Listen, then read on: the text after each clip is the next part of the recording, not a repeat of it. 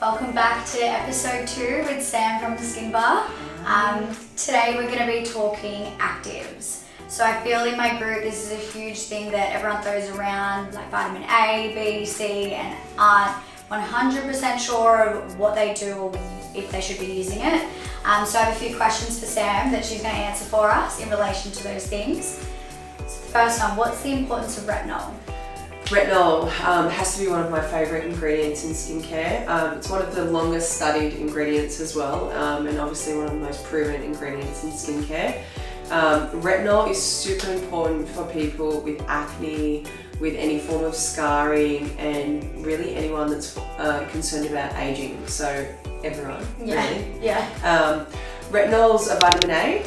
And what it basically does is increase our cellular turnover. So in simple terms, this is basically getting our skin working while we're asleep. So retinol is only used at night, and what it's doing is repairing our skin, but it's also soaking up excess sebum in our skin, which is oil. So it's really good for someone with acne because what it's doing is going along this face at night and basically mopping up all excess sebum. Working on your cell turnover overnight, so pushing out all damaged cells. So you're waking up in the morning with your clearer skin on the surface. So anyone that has scarring or pigment or hyperpigmentation or any form of damage on their skin, a blemish, basically you have clear skin sitting underneath. So what retinol is doing at night is repairing and basically forcing this damaged cell to leave the body, and then your clear skin is surfacing. Does that make sense? No, yeah, it does. Yeah, and when we increase our cell turnover, again, what we're doing is tightening up our skin, right? Yeah. So when we start to age, our cells become sluggish. So that's why we start to fine lines and wrinkles start to appear. Yeah. We start to appear a little dull. What retinol's doing is increasing the turnover. So it's like everything's starting to lift and tighten. Yeah. And we do that because these are our areas where we're always concerned about aging. Yes. So if we can increase the cell turnover, then we're basically preventing aging as well. Which is what we definitely Yeah, so I effing love retinol. Get onto the retinol, kids. Yeah.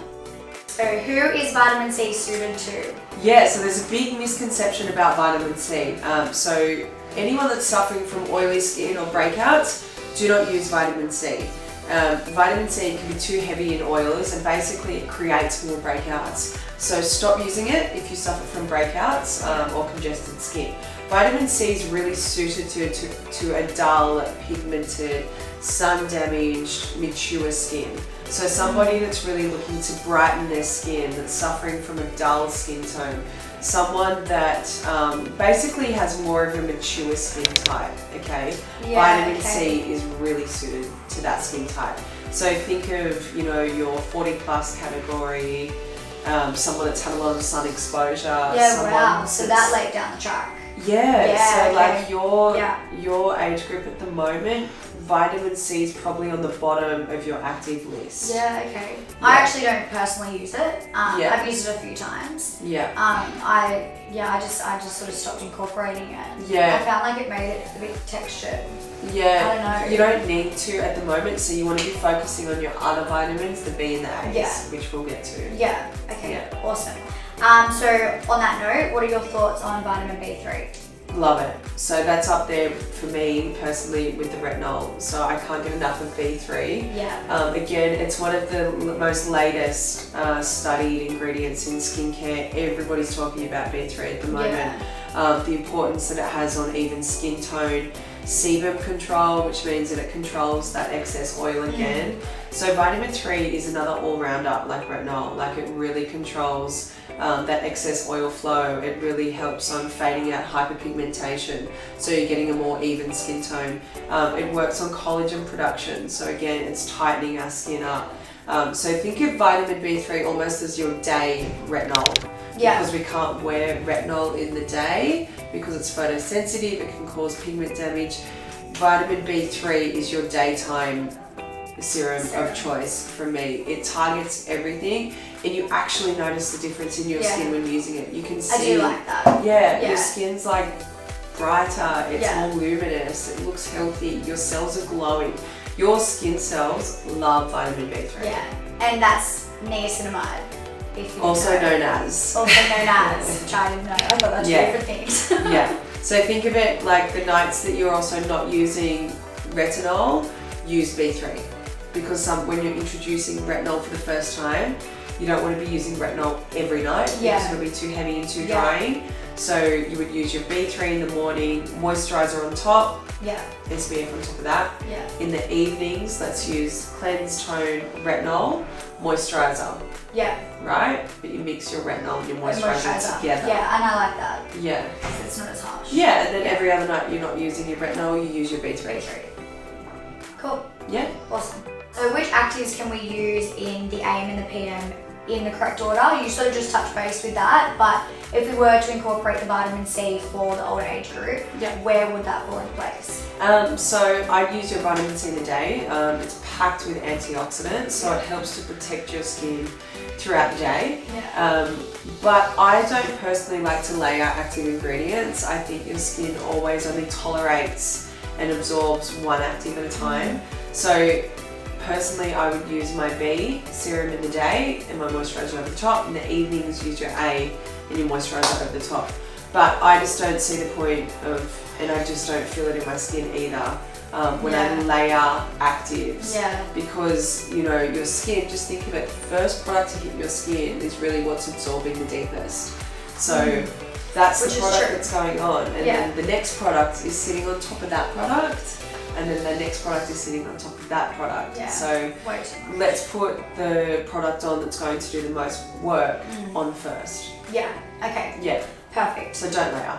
Don't layer. One at a time. So what are your thoughts on AHAs and BHAs? Yeah, so great for exfoliating the skin, I guess. But I'm more about a gentle exfoliant on the skin. Like sometimes I often think that AHAs and BHAs can be packed with too many chemicals and they can be too harsh on our skin as well. So we can often strip back the skin and then you'll have a sensitized skin which can't handle your active ingredients, which is what you don't want because you're not really getting a result at all. So I personally like to just gently buff my skin and not use AHAs and BHAs very often, if ever. So I use a gentle jojoba bead, for example, as an exfoliant twice a week. I find it just gently polishes my skin with no irritations. Like overuse of chemicals, even overuse of retinols, AHAs that are retinol, your skin's going to be completely stripped back. It's going to be raw, sensitized.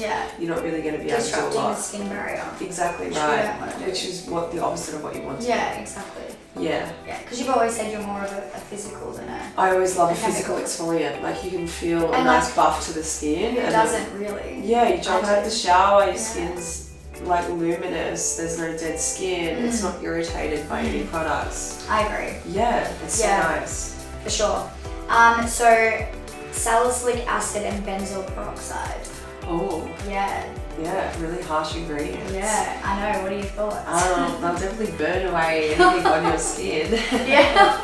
I feel like a lot of people use these though and they don't understand what they're using them for, or you know, if they've got the right breakouts to be using these specific products. So I feel like that needs to be addressed and what they're meant to be doing.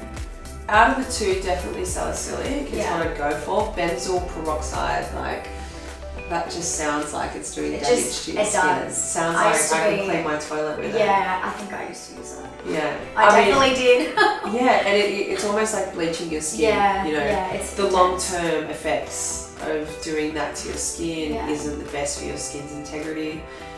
Salicylic acid is good to use, but probably only once a week. But again, if you're going to use something to get rid of your spots or your breakouts, look at treatments, look at the right skincare routine, and look at like a natural alternative to these products as well. So your retinol is going to be doing probably more good over time than what salicylic acid will every day. Like you've got to think as well when you're using these products is that when your skin's repairing in that area, it's like tissue paper. It's almost like baby skin. Like, would you use that product on your baby's skin? Yeah. I have 2.5-year-old, there's no way. Their skin is so delicate, and your skin is in so many layers. So when you can't see these new layers of skin that are trying to, I guess, repair that area, and people keep putting these peroxides on their skin, it's like you're just damaging your skin, and then you know what you're going to get hyperpigmentation. Yeah, for sure. So avoid as often as you can. Yeah. Okay, cool. Well, that is all for episode 2 on talking actives. I hope you guys really enjoyed that, and we touched base on, you know, things that you would find useful. Again, let us know any feedback or any tips on what we could do to improve, or any other certain topics, because we would love to know. What you want to hear. Yeah, what you want to hear, because we'd love to know. Yeah. Thanks, guys. Thanks.